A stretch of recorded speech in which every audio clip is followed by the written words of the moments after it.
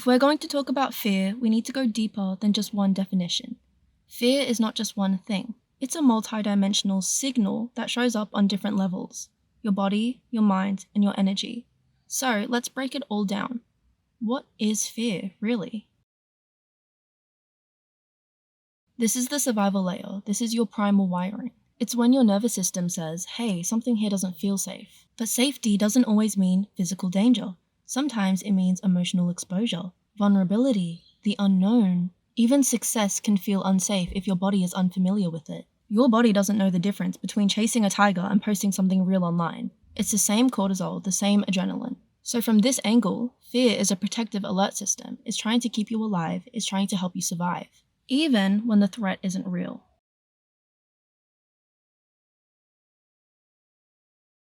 This is where fear gets more subtle and even more powerful. Fear isn't always triggered by what's happening around us.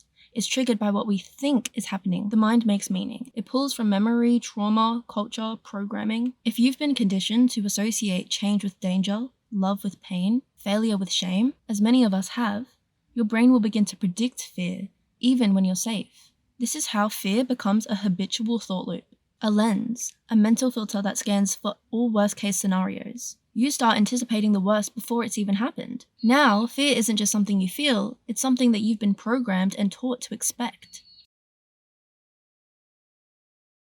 Sometimes, fear doesn't belong to the present moment at all. It belongs to a younger version of yourself, an old self. Maybe fear was the only thing keeping you alert in a chaotic home. Maybe it was the emotion that you internalized when you felt unsafe, unheard, or unseen. So fear becomes a learned identity, a default emotional setting, and not because it's true to who you really are, but because it's familiar to your body. Now let me tell you one thing: unprocessed fear doesn't dissolve, it disguises itself as logic.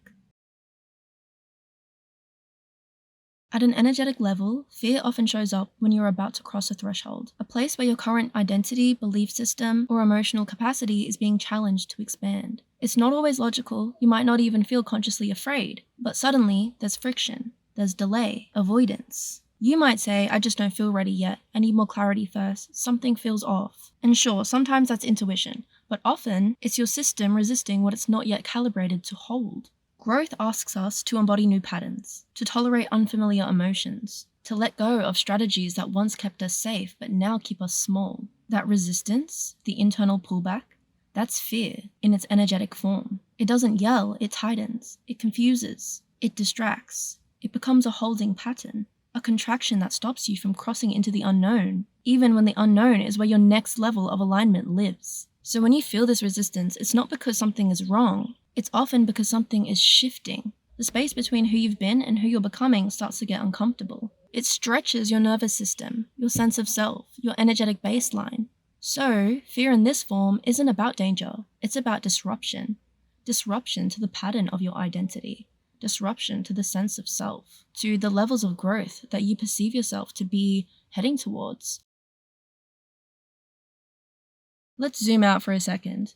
Fear is one of the most reinforced emotional states in modern culture. Not because it's healthy, obviously, but because it's profitable. Very, very profitable. When people live in fear, they become easier to influence, easier to sell to, easier to control. Entire industries are built on keeping you anxious about your future, ashamed of your past, and afraid to be who you really are underneath all of the noise the world puts on us. Think about it. Media headlines are designed to activate fear, not to inform you. School systems train you to fear failure and avoid making mistakes. Social media just festers fear of judgment. It's insane. Comparisons everywhere. Even spirituality can teach fear. Fear of being unhealed, fear of being low vibrational, fear of karma. Most of us were raised in environments where fear was used as a tool. Fear of punishment, rejection, being misunderstood, belonging. Over time, fear gets normalized, not just emotionally, but mentally. We don't even call it fear anymore, we call it being realistic.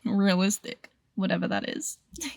You hesitate to dream big, that's just being practical. You procrastinate on putting yourself out there, that's just perfectionism. You self-sabotage right before something good happens, that's just self-discipline issues. But if you dig a layer deeper, you will see that it's all just fear. Conditioned fear, internalized fear, repackaged as logic and maturity. So, why do we spiral inside of fear?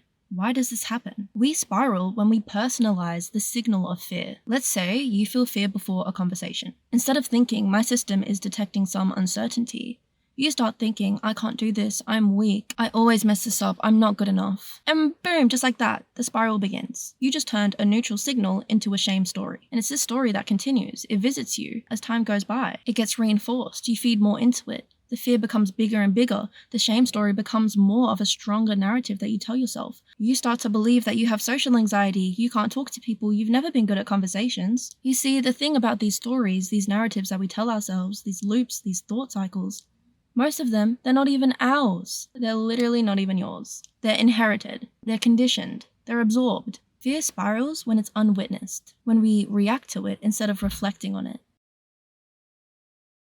So if you want to stop spiraling, you want some tools, I got you.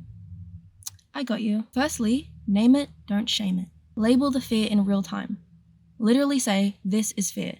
This is just fear. Not confusion, not anger, not sadness, just fear. Naming it makes you separate from the emotion. It turns off the panic switch. So now you're back in the driver's seat. That's when you can begin to see the situation for what it is. See what you're experiencing from all angles as opposed to from inside of the emotion of fear. Then you can think rationally and make a judgment of what you're experiencing. The next thing you want to do is ask your fear questions. Instead of reacting to the fear, interview it, talk to it, get to know it. Once you stop demonizing this emotion and see it for what it is, it stops having power over you. Ask it, what are you trying to protect me from? What outcome am I trying to control? Where have I felt this before? You taking the time to pause and speak to your fear flips the fear from being a tyrant to a teacher. That's what all negative emotions are. They're teachers, inviting us into deeper levels of self-awareness and understanding. Thirdly, you want to regulate the body. Fear lives inside of the body, not just inside the mind. You cannot outthink a flooded nervous system. So in moments of fear, it's really important that you come back to nervous system regulation techniques. Breath work, shaking, walking, humming, all of these are amazing. These help you regulate the body so that you can receive the signal without being hijacked by it. Decoding fear is kind of like translating a foreign language. You gotta learn the dialect of your system. So step 1 would be to track the trigger. Ask yourself what is actually setting off the fear. And no, not just a surface event, not just what's happening, but the internal meaning that you gave that event. Step 2, map the pattern. When has this fear showed up before? Is there a recurring theme? That is super important. May it be rejection, failure, not being seen. Those are some big ones. The third step, rewire the association. What if this fear isn't danger? It's growth. Sit with that for a moment. Most fear appears right before we expand. It's like a psychological stretch mark. Ask yourself, if I move consciously towards this fear, what could I possibly gain? Fear is not a flaw in your programming. It's part of your internal guidance system. So the goal isn't to eliminate fear. The goal is to understand it, to sit with it, to decode it, to integrate it. Because when you stop running from fear, you start running towards your potential. That's a bar, write that down. If this resonated, please share it with somebody who needs to hear it. Subscribe if you want deeper dives. We're not just waking up, we're evolving together. And if you want tools for mindset work and conscious growth, the link to all my journals and workbooks is in the description. I also made a fear decoder PDF with the most important info from this video summarized in notes. You can download that in the description for free as well. And with all of that being said, I love you. Thank you so much for spending some time with me today. You, who I'm speaking to right now, you are going to do big things. I just know if you are here and you are walking this path of growth and evolution, you are going places. We don't have time to be held back by fear. So let's decode it, let's understand it, and let's extract all the wisdom. I hope you have a beautiful rest of your day. I will see you in the next video. Mwah.